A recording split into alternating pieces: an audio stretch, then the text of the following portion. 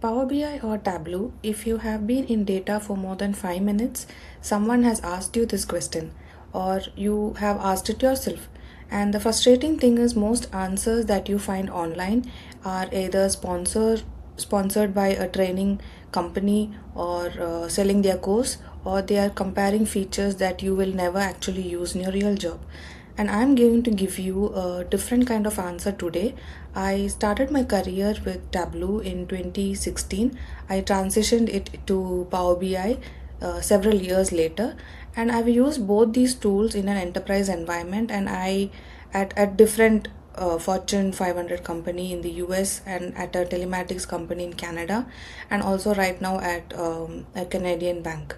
And I am not selling you a course, I'm telling you with what I actually saw happen in real organization, which tool stayed and which tool got replaced. By the end of this video, you will know exactly which tool to learn first based on where you are in terms of your career and what kind of role you want in Canada. So let's go. So let me start with where I actually started. In 2016, I picked up Tableau because it was the most dominating BI tool at that time, and honestly it was beautiful. The drag and drop felt intuitive, the charts looked polished right out of the box, and if you wanted to build something that would impress a room of executives, Tableau was the tool. And I used it at companies with large mature data teams, and for a long time Tableau was the unquestioned leader. And if you were serious about data visualization, you learned Tableau at that time, and that was just the expectation. Then something started shifting. I started noticing it first in conversation with managers and procurement teams.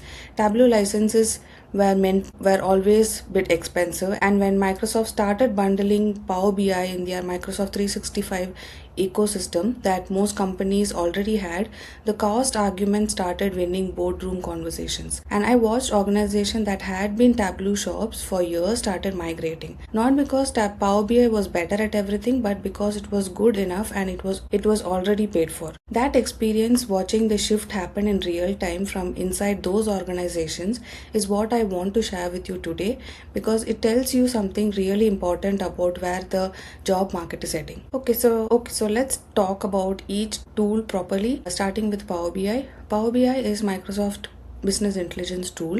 It's part of the Microsoft ecosystem. It connects natively with Excel, Azure, SharePoint, Teams, and the entire Microsoft 365 suite. And for any organization that runs on Microsoft, which in Canada and majority of their company organizations, Power BI is not just a tool, it's an infrastructure. Things make Power BI dominant in Canada market right now.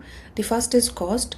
Power BI Pro is included in the Microsoft 365 and E5 license that most large Canadian organizations already pay for, and Tableau requires a separate per seat license that adds up very quickly in enterprise scale. When budget tightens, this matters enormously. Secondly, the Microsoft ecosystem integration. If your data is in Azure or in SharePoint or in a SQL Server and Dynamic, Power BI connects to all of it natively. No connector to configure, no additional licensing, no third-party middleware. It just works easily. Third is the DAX and data modeling. This is where Power BI gets genuinely powerful and genuinely complex. The DAX language for writing measures, the ability to build star schema, data models, the row level security feature, these make Power BI a more better or a proper enterprise analytics platform, not just a charting tool. So where does Power BI dominate in terms of roles? In financial services, in all five big Canadian banks use it heavily. Government and public sectors, healthcare, manufacturing, retail, and any organization that runs Microsoft Stack. And interestingly or increasingly, anywhere that was previously using Excel and want to level up. Now, when you come to Tableau, I want to be fair here because Tableau genuinely deserves respect. Tableau's strong asset has always been visual storytelling. If you want to build a dashboard that's a non-technical executive can look at and immediately understand, a dashboard where the design is itself communicates the insights, Tableau has historically been better at this than Power BI.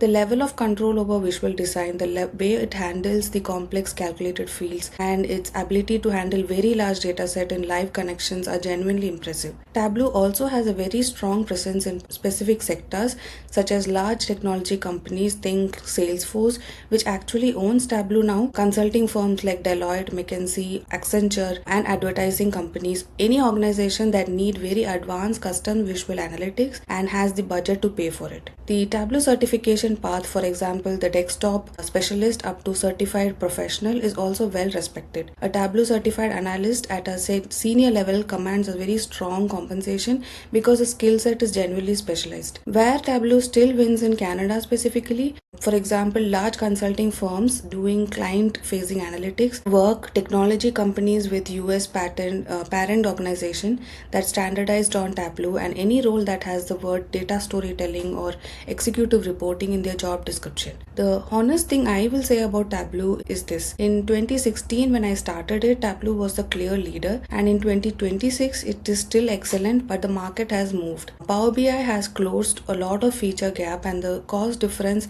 has pushed many organizations to make the switch. And Tableau is concentrating at the premium end of the market, and that is not a bad place to be, but it means few entry level and mid level loads. So now let me give you some actual numbers, because I don't want you to make a career decision based on just opinion alone, mine or anyone else. In the US market, as of early 2026, there are roughly 20,000 job posting mentioning Power BI, in about 23,000 mentioning Tableau, and Power BI has pulled ahead in volume, if you see.